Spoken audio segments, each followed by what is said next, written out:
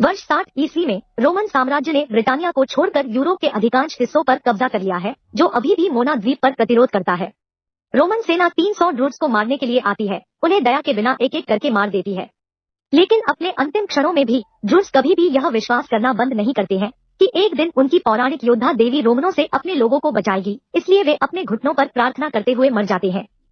बाद में रोम में कमांडर पॉलिनस ने राजा नीरो को नवीनतम नरसंहार की सूचना दी। एक योद्धा देवी की ड्रूइड्स किंवदंती पर टिप्पणी की। नीरो सहमत है कि वे ड्रूट्स को एक उद्धारकर्ता खोजने की अनुमति नहीं दे सकते हैं, इसलिए वह एक डिक्री जारी करता है जो सभी महिलाओं को सत्ता की स्थिति रखने से रोकता है। इस बीच ब्रिटानिया में आइसनी जनजाति राजा प्रोसोटागस और उनकी रानी के नेतृत्व में शांति से रह रही है, जो 2 युवा लड़कियों के गर्वित माता पिता है। एक सुबह के योद्धा कीरन ने प्रोसाटागस को सूचित किया कि रोम ने कैडिस नामक एक नया प्रोक्यूरेटर भेजा है, जो ब्रिटानिया को ज्यादा पसंद नहीं करता है। जबकि पुरुष राजनीति पर चर्चा करते हैं, रानी लड़कियों को कॉस्मेटिक सत्र में भाषा की कक्षाओं में ले जाती है।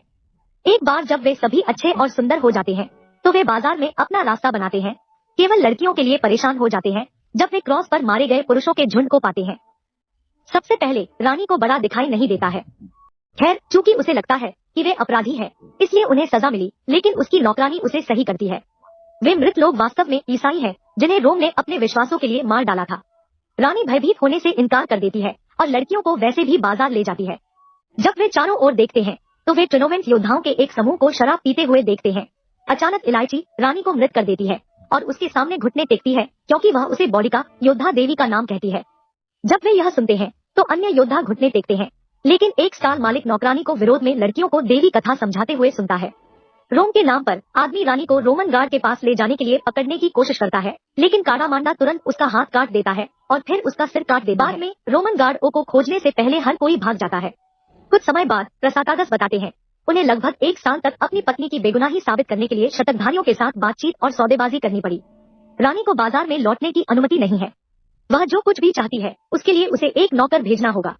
फिर रानी उससे पूछती है कि ट्रिनोवेंट योद्धाओं ने उसे अपनी देवी के रूप में क्यों देखा, इसलिए प्रोस्टाटागस का अनुमान है कि यह उसके बर्बर खून के कारण है। दोपहर में रानी प्रशिक्षण तलवारों का उपयोग करके लड़कियों के साथ खेलती है, लेकिन यह स्पष्ट है कि उनमें से किसी के पास उचित प्रशिक्षण नहीं है। प्रस्तागा जल्द ही शामिल हो गया। जब करेन घोषणा करता है कि वह जा रहा है और रानी नोटिस करती है कि वह युद्ध में अपने परिवार को खोने के बाद से लगातार ब्रूडी मूड में है। फिर वह अपने पति को लकड़ी की तलवार से चिढ़ाती है, जिससे प्रोस्टाटागस को लगता है कि उसके अंदर बर्बर खून जितना उसने सोचा था उससे कहीं अधिक मजबूत है। क्योंकि स्पष्ट रूप से रानी अपने मूल को पीछे नहीं छोड़ सकती है, प्रोस्टाटागस उसे दहेज उपहार में देने का फैसला करता है, जो उसके पिता ने उससे शादी करते समय उसे दिया था। यह बॉडिका तलवार है, जिसे भूले हुए जादू द्वारा बनाया गया था और ड्रूट्स द्वारा सदियों से संरक्षित किया गया था। टिमटिमाती आग से इसका रंग बदल जाता है। अगले दिन प्रोक्यूरेटर कैडिस प्रोस्टाटागस में आइसनी जनजाति का दौरा करता है। उसके पास अपनी अंगूठी को चूमने के अलावा कोई विकल्प नहीं होता है। वे एक साथ एक अच्छा भोजन करते हैं और स्थानीय लोग कैटा की उपस्थिति से सम्मानित होने का नाटक करते हैं, लेकिन वे अपनी संस्कृति के प्रति उनकी निष्क्रिय आक्रामक टिप्पणियों और उनके किले की प्रशंसा से स्पष्ट रूप से असहज है, जिसका अर्थ है कि वह इसे बाद में चुराना चाहता है। अपने आदमियों को अच्छी तरह से व्यवहार करने का आदेश देता है, क्योंकि कैडिस छोटी से छोटी गलती पर गांव को नष्ट करने का विकल्प चुन सकता है। उन्होंने करेन से डाकुओं और अवांछनीय लोगों के एक समूह को घेरने के लिए कहा, ताकि उन्हें कैडिस की श्रद्धांजलि में भेजा जा सके, क्योंकि भूमि में यह दिखाने का एक अप्रत्यक्ष तरीका खतरनाक है और उम्मीद है कि वह यहाँ बसने के किसी भी विचार को मार देगा। किरण अपने राजा की आज्ञा का पालन करता है, लेकिन उसे कभी कभी यह विचार बाद में प्रसाटागस अपने आदमियों के साथ उन सभी डाकुओं को श्रद्धांजलि के लिए पकड़ने के लिए निकल जाता है। कुछ दिनों के बाद वे वापस आ जाते हैं, लेकिन किरण के पास रानी के लिए बुरी खबर है। जब वे डाकुओं से लड़ रहे थे, तो उन पर घात लगाकर हमला किया गया और युद्ध में प्रोस्टाटागस की मृत्यु हो गई। रानी पूरी तरह से टूट जाती है और पुरुषों को दूर भेज देती है, अपने राजा की रक्षा नहीं करने के लिए उन पर चिल्लाती है। अगले दिन चूंकि कोई पुरुष उत्तराधिकारी नहीं है, इसलिए आइसनी जनजाति उसे अपनी नई रानी नेता घोषित करती है और उसे शाही तोप देती है, जो उसे इस तरह चिन्हित करती है। किरण इस फैसले से बहुत खुश नहीं दिख रहे हैं। समारोह अचानक कैडिस और उसके आदमियों द्वारा बाधित किया जाता है और वह बताता है कि रोमन साम्राज्य महिलाओं को सत्ता के पदों पर स्वीकार नहीं करता है और अब वह इन 2 अपराधों के कारण उन्हें भेजी गई श्रद्धांजलि को रिश्वत मानता है। उसकी सारी जमीन ले लेगी और उसे उसकी बेटियों के साथ मिलकर दंडित किया जाएगा। वह यह भी खुलासा करता है कि किरण ने ही उसे प्रसाटागा का स्थान बताया था, ताकि उसके सैनिक उस पर घात लगा सके। सैनिकों ने तुरंत रानी को उसकी बेटियों से दूर खींच लिया, उसका टोक फेंक दिया और उसे एक पेड़ पर लटकाने से पहले उसके कपड़े फाड़ दिए, जहां वे उसे पीटने के लिए आगे बढ़े, क्योंकि रानी को बार बार मारा जाता है। जनजाति केवल देख सकती है, क्योंकि जो लोग विरोध करने की कोशिश करते हैं, उन्हें सैनिकों द्वारा रोक दिया जाता है। सजा खत्म होने के बाद वे ब्रांड करते हैं। हीरो के आद्याक्षरों के साथ चेहरा, एक अधिनियम जो आमतौर पर दासों के लिए आरक्षित होता है। शाम को काडामांडा और ट्रिनोवेंट योद्धा रोमन शिविर में घुस जाते हैं और चुपचाप गार्डों के एक झुंड को मार देते हैं, जब तक कि उन्हें पता नहीं चलता कि रानी को कहाँ रखा गया है, और उसे ले जाते हैं। नदी को पार करके वे किसी का ध्यान नहीं जाने और इसे ट्रिनोवेंट जनजाति में बनाने में कामयाब रहे, जहाँ वे रानी के घावों की देखभाल करते हैं। जब वह आराम करती है तो उसे बुखार आता है और वह अपनी बेटियों के बारे में पूछती रहती है, इसलिए काडामांडा को उसे बताना पड़ता है कि ट्रिनोवेंट जनजाति उसके बच्चे हैं। अब रानी इसे स्वीकार करने से इनकार कर देती है, लेकिन शुक्र है कि उस पल लड़की तंबू के अंत में और अपनी माँ के साथ पुनर्मिलन करती है। काडामंड उसे नकली दांतों का एक सेट भी देता है, जिसे उसने एक सेंचुरियन से चुराया था, क्योंकि एक योद्धा को काटने में सक्षम होना चाहिए। कुछ दिनों बाद जब वह अंततः बेहतर महसूस कर रही है, रानी तंबू छोड़ देती है और उसे पता चलता है कि योद्धा उसकी बेटियों को लड़ने के लिए प्रशिक्षित कर रहे हैं। उसने उन्हें एक ब्रेक लेने के लिए कहा ताकि वे एक साथ कुछ समय बिता सकें, और पता चलता है कि काडामांडा के बच्चे भी थे, लेकिन वे रोमनों द्वारा मारे गए थे। लड़कियों ने यह भी समझाया कि ट्रिनोवेंट जनजाति की नजर में मार्क कैडिस ने उसे अपने ब्रांड ओ को अपने नेता के रूप में दिया और उसका कर्तव्य रोमनों से लड़ने के लिए जनजातियों को एक साथ लाना है। लड़कियां उसे यह भी बताती हैं कि उसके पास कोई विकल्प नहीं है। बाद में डमी के साथ ट्रेनिंग करना, लेकिन उसकी हरकतें अनाड़ी हैं। सौभाग्य से योद्धाओं में से एक उसके साथ जुड़ता है और उसे सही ढंग से हिट करने के तरीके पर मार्गदर्शन करता है। उनके प्रशिक्षण सत्र को काडामांडा द्वारा बाधित किया जाता है, जो उसे बॉडी का तलवार लाता है। जाहिर है कि काडिस ने इसे अपने एक सैनिक को और इलायची को उस आदमी को मारने के लिए दिया था ताकि इसे पुनर्प्राप्त किया जा सके। रानी इशारे से अविश्वसनीय रूप से प्रभावित होती है, लेकिन उसके प्रशिक्षक टिप्पणी करते हैं कि कांस्य तलवार के लिए एक अच्छा पदक नहीं है। उस समय वुल्फगुर और उनकी जनजाति रानी से मिलने पहुंची। वुल्फगुर उसके अनुभव और उचित कवच की कमी से प्रभावित नहीं है, यह कहते हुए कि उसे अग्रणी होना चाहिए। फिर वह उसकी तलवार का मजाक उड़ाने के लिए आगे बढ़ता है और नदी में फेंकने से पहले उसे दो हिस्सों में तलवार को पुनर्प्राप्त करने के लिए पानी में कूदने के लिए दौड़ती है, जो योद्धाओं को चिंतित करती है, क्योंकि वे धाराएं किसी व्यक्ति को डुबोने के लिए पर्याप्त मजबूत होती है। हालांकि रानी वापस आती है और जादुई रूप से तय तलवार दिखाती है, जो सभी को प्रभावित करती है और उन्हें घुटने टेकने का कारण बनती है। जैसा कि वुल्फगुर घोषणा करता है कि वह उस पर और उसके आदमियों पर निर्भर रह सकती है, रानी अपनी तलवार उठाती है और अंत में बॉडिका का नाम स्वीकार करती है। शाम को योद्धा शाही टोक को भी ठीक करते हैं और एक समारोह करते हैं, जो आधिकारिक तौर पर संयुक्त जनजातियों की नई रानी के रूप में बॉडिका का स्वागत करता है। वह अपनी स्वतंत्रता को पुनः प्राप्त करने के बारे में एक हार्दिक भाषण। 2 दिन में बुश कार्टर का काफिला। वुल्फगर को संदेह है क्योंकि कार्डिस के पास एक शक्तिशाली सेना है और यह उनकी मृत्यु तक चलने जैसा होगा, लेकिन बॉडिका जाने से पहले अपनी तलवार को वापस अपने हाथ में तैरती है और हर कोई इसे एक और संकेत के रूप में देखता है। जबकि बॉडिका जंगल में है, अकेले लड़ने के लिए तैयार है, वुल्फगर अपने आदमियों के साथ दिखाई देता है और वे उसका नाम जपते हुए लड़ने में उसकी मदद करना स्वीकार करते हैं। 2 दिन बाद काफिला जंगल पार कर रहा है, जबकि किरण के नेतृत्व में है, जो अब रोमन सेना का हिस्सा है। वे बॉडिका को सड़क के बीच में अकेला पाते हैं और उसने कार्डिस के साथ बातचीत करने के लिए कहा। सबसे पहले किरण उसके अनुरोध को अनदेखा करने की कोशिश करता है, लेकिन वह तब तक बड़ी हिंसा की धमकी देती है जब तक कि वह अपने मालिक की तलाश में नहीं। कार्टर दिखाई देता है और बॉडिका को नहीं पहचानता है, इसलिए वह अपनी तलवार बुलाने और त्वरित आंदोलनों के साथ कार्डिस को मारने से पहले सभी को याद दिलाने का मौका लेती है कि वह इन देशों की रानी है।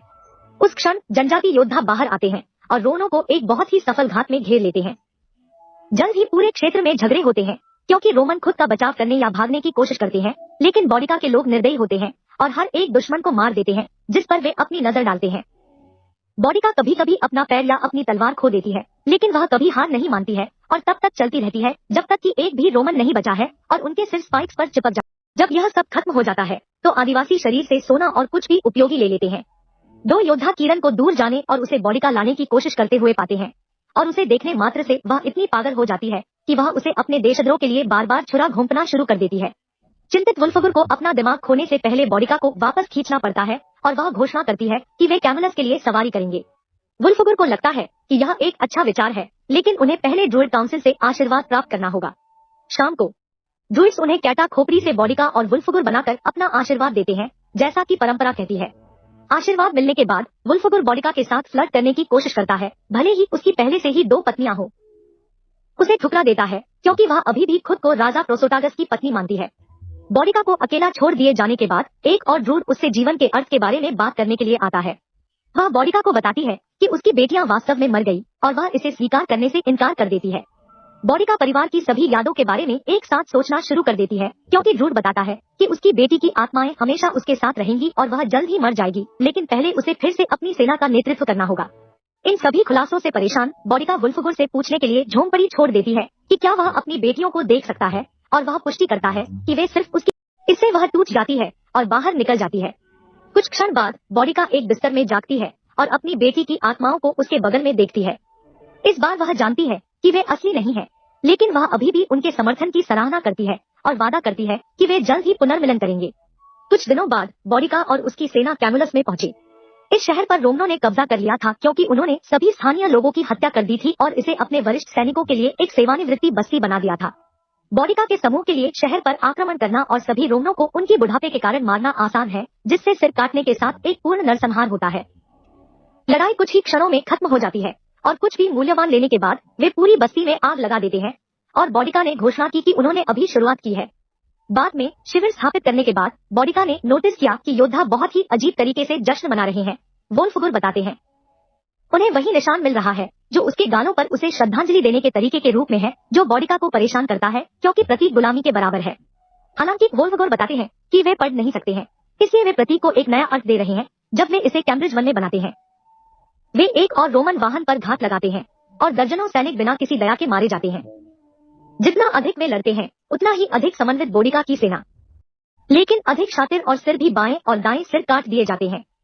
बाद में लंदन में बॉडिका की सेना आधी रात को बंदरगाह पर हमला करती है और अपने दुश्मन के जहाजों को जला देती है। रोमन सैनिक लाइन को पकड़ने की पूरी कोशिश करते हैं, लेकिन इन उग्र जनजातियों के खिलाफ वे कुछ भी नहीं कर सकते हैं और बॉडिका को अपने कप्तान का सिर काटने में बहुत खुशी होती है। इस बीच रोम में दंगे शहर पर कब्जा कर रहे हैं और इमारतें जल रही हैं। लोग इस बात से खुश नहीं हैं कि युद्ध कितना महंगा है और जीत की मांग कर रहे हैं। पॉलिनास नीरो को बचाने की कोशिश करता है, लेकिन राजा बताता है कि वह एक संगीतकार है, योद्धा नहीं। उसे लगता है कि रोमन ने उसे छोड़ दिया है, इसलिए वह खुद को डिलीट करने का फैसला करता है। पॉलिनस अपने राजा को मरते हुए देखने के लिए तबाह हो जाता है, लेकिन वह उस जीत को लाने की कसम खाता है जिसकी रोम को जरूरत है और अपने सैनिकों को बताता है कि वे जल्द ही सुबह नौकायन करेंगे। नीरो की मौत और पॉलिना की यात्रा की खबर ब्रिटानिया तक पहुंचती है और कबायली चिंतित है क्योंकि राजा की सेना औसत गार्ड की तुलना में अधिक शक्तिशाली है। वुल्फगुर ने बॉडिका के साथ बातचीत में बताया कि आदिवासियों को ठीक होने की जरूरत है और सर्दी आ रही है। अब लड़ने का मतलब उनकी मृत्यु तक चलना होगा, इसलिए उन्हें लगता है कि कार्रवाई का सबसे अच्छा तरीका उत्तर से अधिक पुरुषों के साथ वसंत में लौटना है। बॉडिका ने अपने आदमियों को घर भेजने से इनकार कर दिया, यह कहते हुए कि उन्हें इसके साथ खत्म करना। उसकी बेटियों की आत्माएं बताती है कि वुल्फगुर शायद पागल है क्योंकि उसने उसे ठुकरा दिया था, लेकिन बॉडिका अभी भी उसके साथ नहीं रहना चाहती है, भले ही यह अधिक से अधिक अच्छे के लिए हो। वे एक समझौते तक नहीं पहुंच सकते हैं, इसलिए वोल्फगर्ड अपने आदमियों को दूर ले जाता है और बॉडिका के पास केवल ट्रिनोवेंट जनजाति बची है। अगली सुबह जनजाति लड़ने के लिए तैयार हो जाती है और उन्हें पता चलता है कि पॉलिनस उससे मिलने के लिए वाटलिंग स्ट्रीट पर अपना रास्ता बना रहा है। बॉडिका जाने के लिए उत्सुक है, इसलिए वह अपने जनजाति को एक उत्साहजनक भाषण देती है और भूमि को चूमती है, उनकी स्वतंत्रता वापस पाने का वादा करती है। कबायली अपना हमला शुरू करने के लिए सड़क की ओर भागते हैं, लेकिन उनके सदमे के लिए सैनिक उन्हें गुजरने देने के लिए रास्ते से बाहर निकल जाते हैं। पॉलिनस एक अनुभवी रणनीतिकार है और उसने दर्जनों तीरंदाजों के साथ सही घात तैयार किया है जो जल्द ही आग लगा देते हैं और आदिवासियों को मारना शुरू कर देते हैं। बॉडिका ने अपने आदमियों को सुरक्षा के लिए अपनी गाड़ी को अपनी तरफ मोड़ने का आदेश दिया, लेकिन यह व्यर्थ है। उसके कई आदमी अभी भी लड़ रहे हैं और वे मक्खियों की तरह गिरते रहते हैं। बॉडिका अपनी बेटियों से मदद मांगने की कोशिश करती है, लेकिन लड़कियां समझाती हैं कि उसका समय आखिरकार खत्म हो गया है और उसे अपने परिवार में शामिल होना चाहिए। वह फैसला करती है कि वह कायर की तरह मरना नहीं चाहती है और काडामोंडा अपना समर्थन दिखाता है, इसलिए बॉडिका उसे आदेश देती है और हर कोई लड़ने के लिए बाहर आता है। उस समय वे पता चलता है कि वुल्फगुर मदद करने के लिए अपने आदमियों के साथ वापस आया है। पीछे से रोमन सैनिकों को आश्चर्यचकित करता है और लड़ने के लिए अपने स्वयं के क्रॉसबो का उपयोग करता है। रोमन सभी जगह गिरने लगते हैं, लेकिन उनकी संख्या अभी भी अधिक है, इसलिए जल्द ही वुल्फगुर और काडामांडा दोनों युद्ध में गिर जाते हैं। बॉडिका इन मौतों को देखने से पीड़ित है और गुस्से में कई रोमनों को मार देती है जितना वह कर सकती है, लेकिन उसकी बेटी की याद दिलाता है। यह उसके परिवार के साथ फिर से मिलने का समय है। जबकि वह उनकी आत्माओं से विचलित हो जाती है, बॉडिका को एक तीर से मारा जाता है और रोमन उसे घेरने का मौका लेते हैं, जिससे उसे कई छुरा घूमकर मार दिया जाता है। जैसे ही वह मर जाती है, बॉडिका अपने परिवार के बारे में सोचती है और उसकी आत्मा बाद के जीवन में उनके साथ वर्तमान समय में है। लंदन में बॉडिका और उसकी बेटियों की एक मूर्ति है। सदस्यता लेना और सूचनाओं को चालू करना सुनिश्चित करें ताकि आप इस तरह के अधिक वीडियो देख सकें। देखने के लिए धन्यवाद।